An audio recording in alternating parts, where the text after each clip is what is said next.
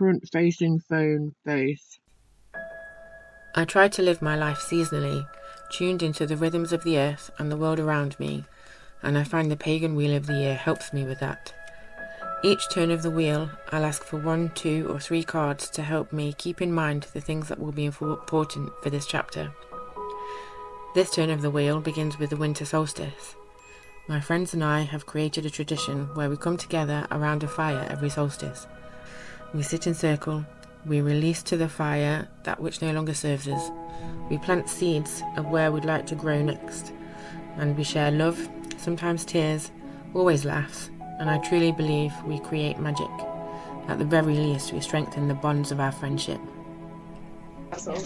Hi friends, proud to be here at this goosey gathering. This video shows the preparation for the evening.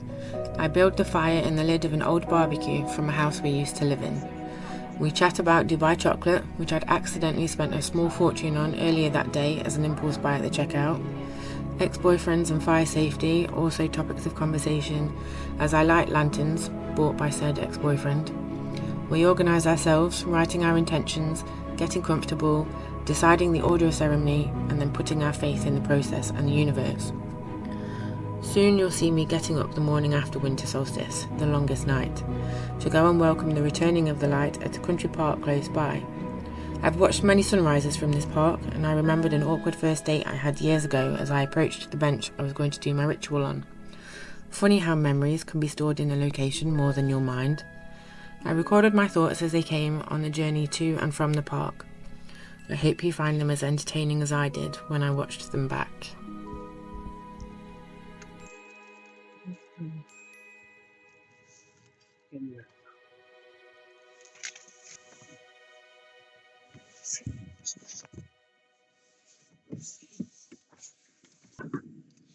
Good morning. Cheers. Good morning after solstice. The time is 7:42.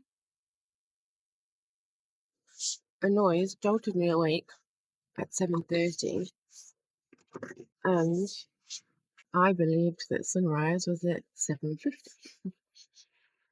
I was like, oh, there's enough time for me to get up and drive to the spot that I want to go and watch the sunrise.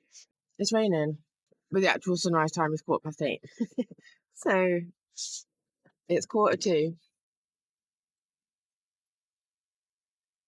and I would like to raise an acknowledgement of the fact that, I mean, it's not an accident, but it's also not deliberate this way round, that I am staying with friends who live in this house, which is near to this location, that I have watched a few sunrises. I think only one rainy sunrise like this before, but a few sunrises before, and I've certainly been on a solstice. I think a winter solstice.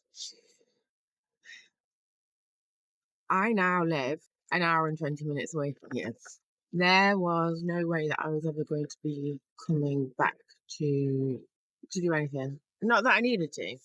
It's not like there's anything left over and open and something like that.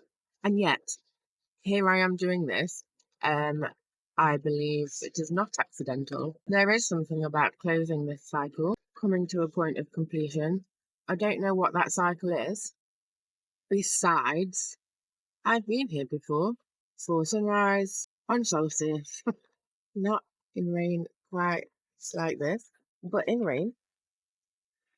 And after a magical, very deep, a little bit spooky, very lovely, just joy-filled and meaning-filled evening last night, so that I get to come and do this, which I believe has some significance. I just don't know what that is. I think it also might be snowing a little bit, or there's just really fat raindrops, which makes me really uncomfortable to get out of the car. Ooh, it's moody, beautiful sky. I'm gonna need to do an outfit change. It's bloody 3 degrees.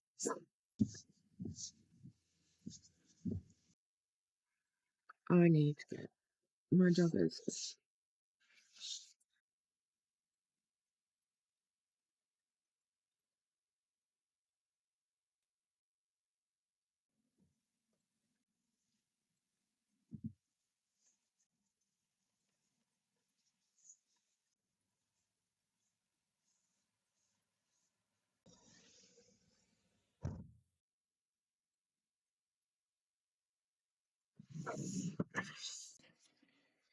Proper boots. You're a proper boot. I'm delirious. I've had less than 6 hours sleep. And yet, had a really bloody lovely day yesterday. Maybe too lovely. Yeah, bloody lovely, magical, overstimulating, maybe too much joy day. Now, I'm going to take on the very difficult task, very challenging research of, is it possible to have too much joy? This is going to be my mission for 2025. Because one of the seeds that I planted last night after offering to the fire my darkness and shadow was jollity. I don't believe that's actually a word, but I've invented it, I've claimed it. If it is, then I knew it and it's great. But jollity, basically, it was supposed to be about being jolly, but now I'm like, is it joy and frivolity? The essence remains the same, to have a lovely time as much as possible. For there to be more jollity, for there to be more fun, more play, more happiness, more frivolity also. Keep things simple. Let things be easy. So that's one of the seeds that I planted, but that's also one of the wishes that one of my friends wished for me. So yes, I'm going to take on the very difficult, hard, important responsibility of doing the research of, can there be too much joy? I want to contain this a little bit within the fun, playful intentions in which this comes from, because so maybe we could be getting into a philosophical question about the nature of joy / the nature of mania, because I'm aware that if there's too much joy, if there's too much excitement, too much stimulation, that can tip over into something, and that is pathologizing it a lot. But it just occurred to me, and so I just wanted to mention that because it's a really serious manifestation packaged as joy and happiness and confidence, which I have no professional experience with, and so I just know it in theory. So if there was somebody, honestly, this is taking a turn. If there was somebody acting like the way that I was yesterday, and it wasn't me, I might have been concerned for their mental health. Makes me wonder if other people were. We're here to watch the sunrise. There was a strip of golden light along the bottom of the sky as I arrived to park. There's a tiny little wisp that I can see through a tree that I'm pretty sure you wouldn't be able to see if I tried to show you. We may not be seeing much of the sunrise, but we will be honouring this change of the season in an embodied, whole, intentional way. And that's the point of the ritual. Not to see a pretty sky, though of course that's lovely. That's probably not going to happen today. And we're going to do it anyway.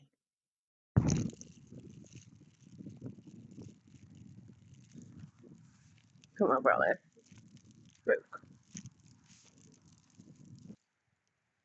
Here is a bench.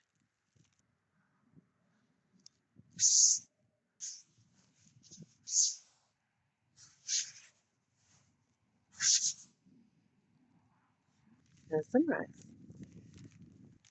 The rain and the hail stopped. That's nice, although it looks like there's plenty more to come.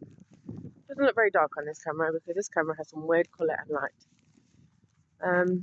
Saw my first dog walker. So as much as I very well know I'm not the only person in the world right now, and look at me, you'd think I don't mind what I look like. And now I know there's other people in the world and maybe they'll see me. But also I left the house in the dark. There's that weird, almost psychosis that we have sometimes, isn't it? Like, well, it's the middle of the night, there's nobody else around. What if I'm the only person? I saw a person and a dog and I was like, they might see me looking like this. And I'm actually okay with that. But it's worth noting that I noticed. This is what I look like, and if people see me, they're going to have something to think about that. I don't say I don't care. I 95% don't care.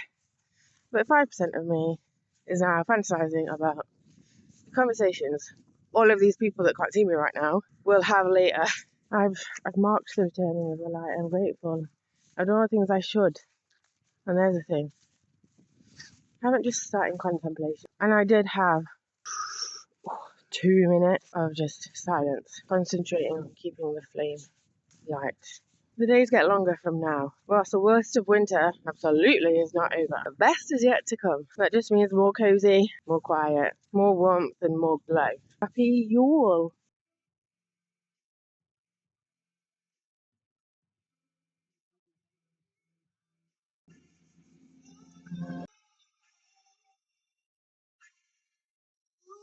Goose, follow it.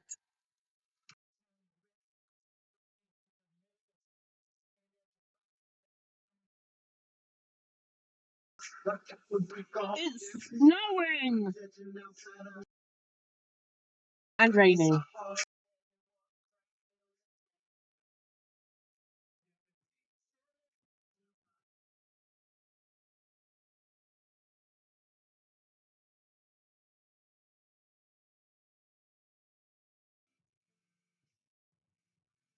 I'm gonna listen to that again because I'm autistic and we like to do that sometimes. I've got a great face. I really wouldn't be anybody else right now. I feel great. I'm not in a manic way, in a wild way. Great number plate. I just come down the wrong street. I literally did just come down the wrong street. Oh well. Don't wear hoods like this in the driveway.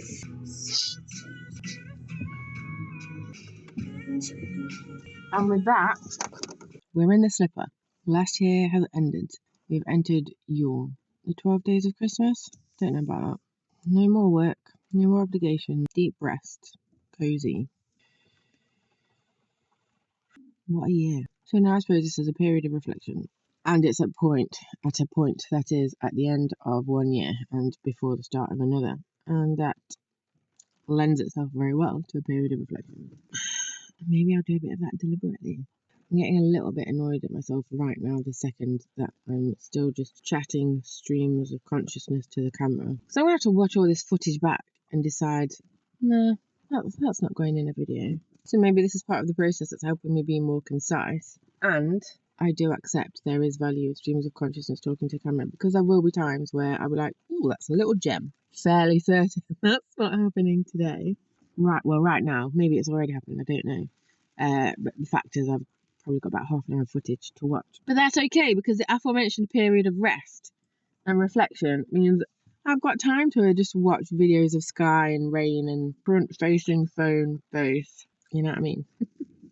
So now looking around, what a privilege. I've got time to watch videos of my front-facing camera face and yeah, dodgy sunrises. That's enough.